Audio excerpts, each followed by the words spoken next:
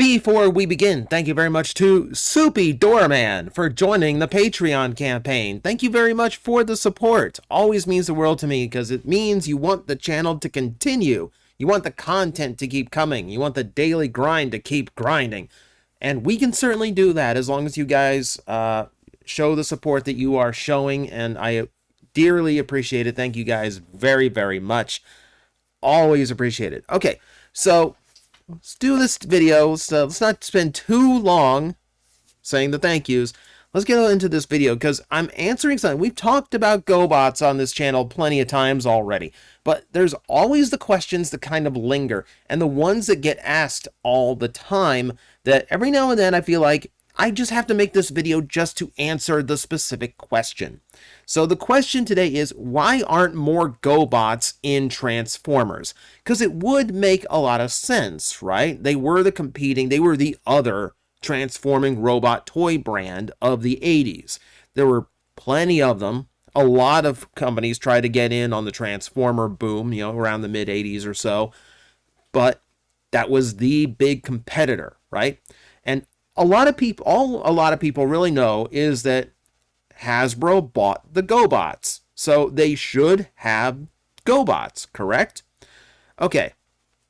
We're going to go ahead and answer that. However, because I make revenue as well as algorithm based on how long you watch this video for, we are now going to proceed to pad it out with a small explanation of the Gobots for all of those who have joined the fandom in the last 10-15 years or so and have barely any idea of what they are.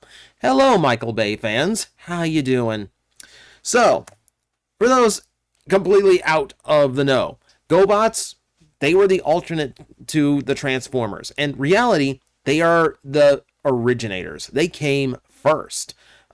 Now, originally they were based on a Bandai toy line in Japan called Machine Robo, and similar to how Transformers were, it was a line where there wasn't any evil characters or factions, but they took the line, brought it over, and decided to divvy them up into good guys, bad guys, and created the Gobots, or the challenge of the Gobots in the cartoon version.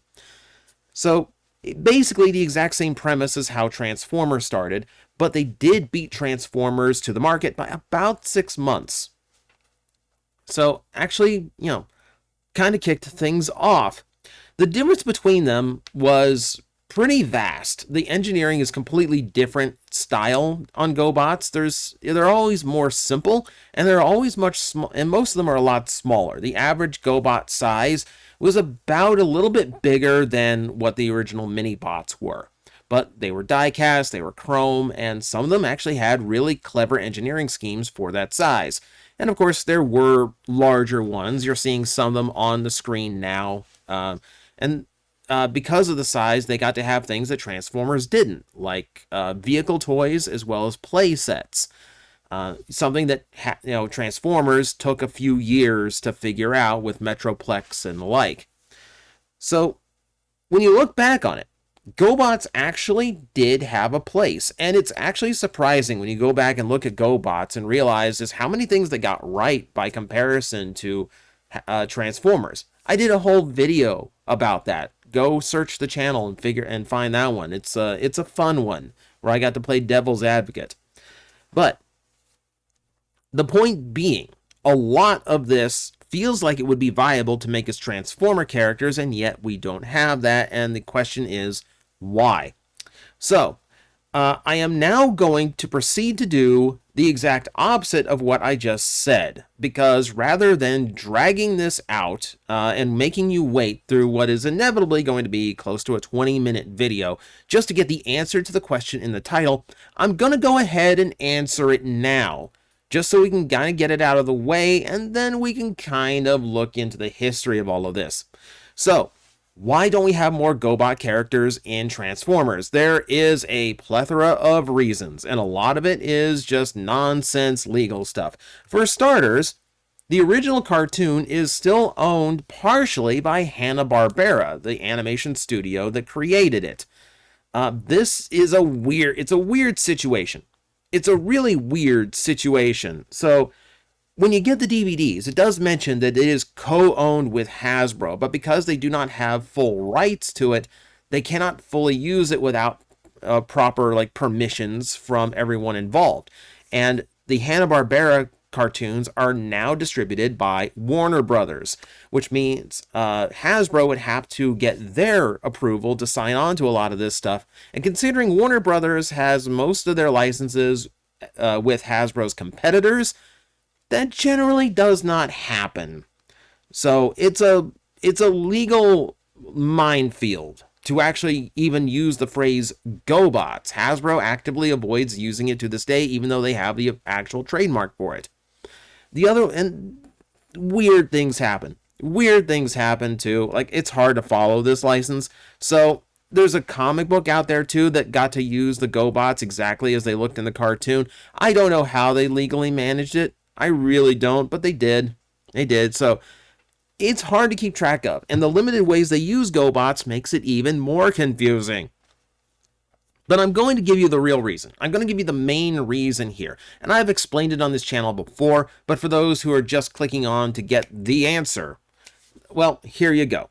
We need to take a look at that first image again. So we've got Leader 1 dead center, the heroic leader of the Guardian Gobots. To his left, your right, is Turbo, and then to his right, your left, is Scooter. Frank Welker, by the way, the most innocent and chipper of the Gobots, also Megatron. I love voice acting. So, keep this picture in mind as we now take you through the Super Gobot version of Leader 1, and realize that it's actually pretty accurate to the animation model.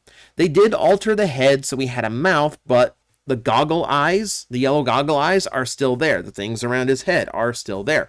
This is accurate to the animation model, right down to the gaps in the forearms, or the bicep area of the arms, which is just a gap to allow the inner mechanisms to work. That's pretty attention. Like, that is so far away. Remember, Generation 1 toys are nothing like the Season 1 animation models that Sunbow came up with. In contrast, there's actually very there's very little difference between the toys and the animation models Hanna-Barbera created based on them. We take a look at Turbo, for instance. Again, a few alterations to the head, but nothing major. The biggest change to him is the fact that the canopy on his chest is green in the show, not blue. But it's still pointed up.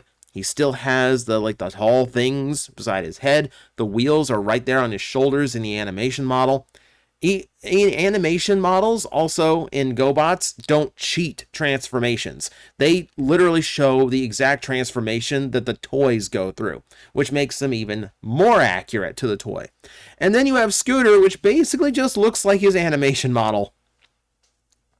He's right down to the proportions. It's pretty spot on. Now, this is an issue because while Hasbro did not buy Gobots, what Hasbro bought was Tonka, the competing toy brand that was actually releasing the Gobots in the West. But they were only licensing the toys from Bandai's Machine Robo series, meaning they don't actually have any kind of ownership over the physical designs themselves. Transformer fans in modern day will know this as the Harmony Gold effect, where just because you have the rights to something does not mean you have the literal rights to the physical objects based on it. So, in the same way that, they could not, the same way that they got into legal trouble over these depictions, Hasbro would risk the exact same thing, because to make these toys accurate to how they looked in the cartoon, they would actually be extremely close to how they look in the toys that Bandai still actively owns and even markets to this day. We had a high-end line of figures coming out based on the Machine Robo movie, Revenge of Kronos. You also had a model kit that came out recently of Bike Robo, Psykill in the Gobots. So it's a very difficult thing for them to do. I mean, they could technically make Gobots kind of look like the characters, but kind of aren't, so what's the point? Now, there are flirtations. They do try to dip their toes in the Gobot waters every now and then. And the first attempt was not even by Hasbro, who has the ownership rights to everything. But it was actually Takara who took the first shot. Actually, eHobby.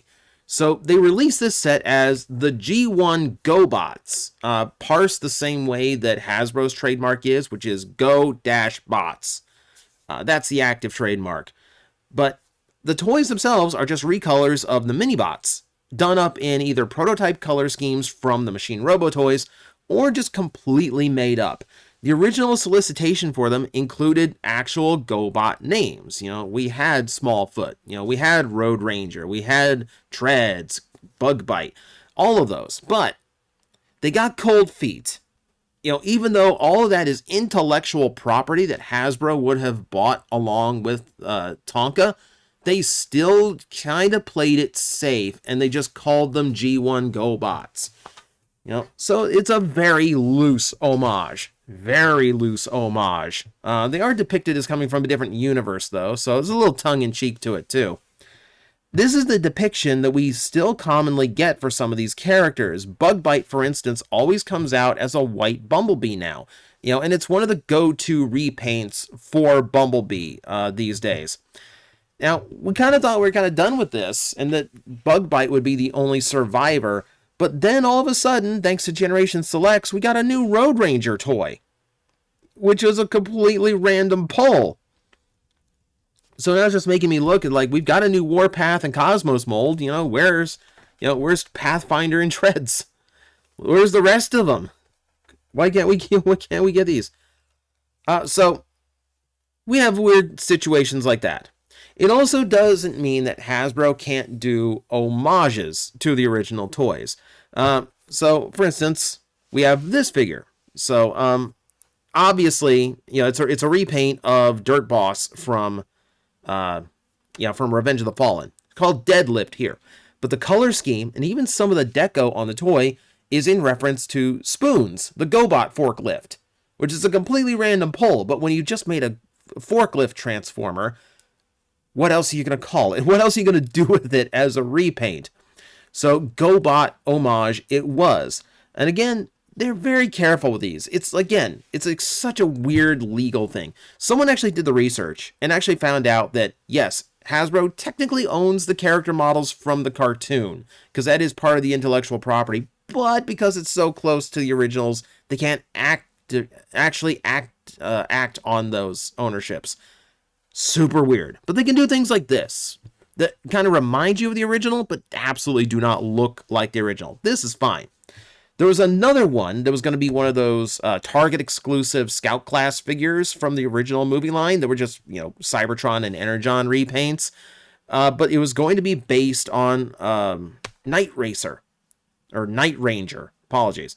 It's going to be based on a motorcycle Gobot. Same color scheme, you know, similar by weird happenstance. Lug nuts here just happened to have a face that kind of matched the original. To match the Gobot original, rather. This one did not make it out. This was part of that infamous canceled wave where a few people got one chance to get it. Like a few cases got out, and so there's a few people who actually got a hold of these. But they're mostly just unreleased figures, and unfortunately, it didn't really get around. There's been a few weird ones too. So Beast Machines or a Beast Hunter's Ripclaw here actually does have some inspiration from a Gobot named Vamp, a monstrous Gobot. Just little subtle things, body shapes, small details here and there. Just meant to invoke it without being a direct homage. But again, it kind of shows just how little Hasbro is willing to take a risk despite having so much ownership over the Gobot name. Remember, it's just a legal minefield, and they could set it off at any time. But you are by now asking, well, there's an exception, right? We do have an exception, and her name is Crasher. Well, for this toy, her name is Fracture.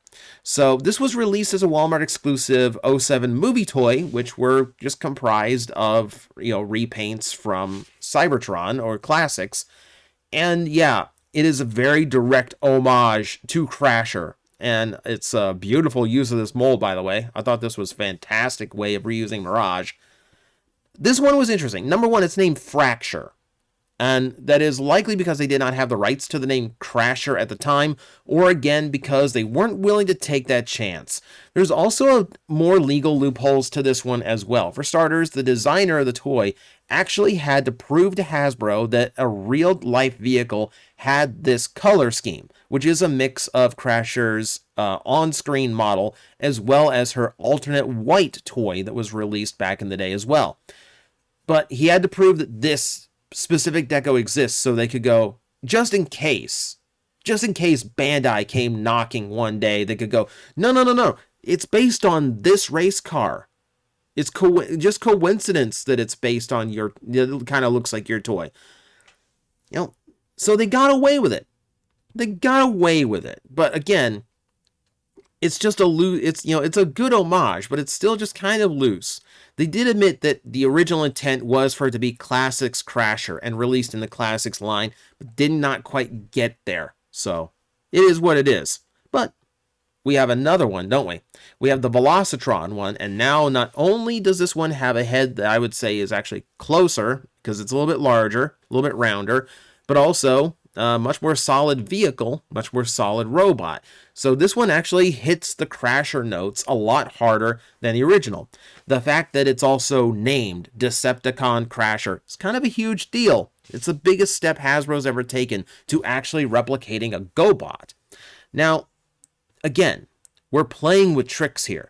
So for starters, again, they labeled it as G2 Universe and claimed that it was based on a comic book character appearance, not the original GoBot toy or depiction in cartoon. Again, even though Hasbro owns the trademark to GoBots, they didn't use the phrase GoBots on the packaging because they're still just going like, how close can we get without setting off the landmine? There are tricks here, though. And one of the big tricks is, remember, Hasbro does have the rights to the character models, and Crasher has something extremely distinct from the others. So, Crasher from the cartoon, and I meant to have a visual example for you, apologize for that. But Crasher and how she looks in the cartoon. She has this three-directional pink face with a domino mask over her eyes. It's very distinct. It's very eye-catching. Here is Crasher's toy. Red visor, very plain head. It is one of the very few times that Hanna-Barbera strayed away from the character design on the toy to create something on their own. And because it's completely unique, Hasbro gets away with using it. Now, they haven't done a head sculpt specifically designed to look like Crasher, but the homages they've done repainted from Mirage have had the pink face and they've had the domino mask, which does make it very clear who it's supposed to be. Likewise, they get away with it because, naturally, replacing a Dome Racer with an Indy car keeps it close to how she's supposed to look and keeps it close to the intended purpose of the character, and still gives them an out because it's a completely different model of vehicle. So Crasher, thankfully, is extremely easy to use by comparison to the other GoBots. So we do get Crashers from time to time, and I'm very appreciative because I'm going to go out of the way and say she's, if not the most well-known GoBot, possibly one of the most popular. And she's the first female transforming robot in fictional history, predating RC. And she's not your typical, stereotypical female role female. She's treated well. So she's a very strong female character. And great to see her in Transformers. Now, I'm hopeful that this can continue. I'm hopeful that, any Astro Train wanting to look like the original, white and black version from Japan will eventually have some kind of loco head attached to it, just for fun, just to kind of make that a thing. But, we know how the last one went, so we didn't get it then, so probably not something we're going to get, but a boy can dream. I definitely think there's room for them to do more, but it is a very, very cautious, very slow process. the process of getting Gobots into Transformers moves like continental shift. You know, you might have to wait a few eons to notice, but they get closer, bit by bit, so hopefully we see more in the future. Hope so, anyway. So, I answered the question from the title of this video like 15 minutes ago, so if you stuck around this long just to hear all the history and explanation stuff, thank you for watching. Do appreciate it. Let me know your favorite Gobot in the comments below. Let's see how many of these are actually viable. Could we, like, how many Gobots out there could actually make their way into Transformers? That might be a whole other topic itself. But until then, thank you very much for watching. And as always, I will see you next time. We parlay with the captain. You think a werecroc is going to listen to elvish rules of piracy? Of course it would be the freaking elves that invented parlay. I had to think of a quick replacement for the French.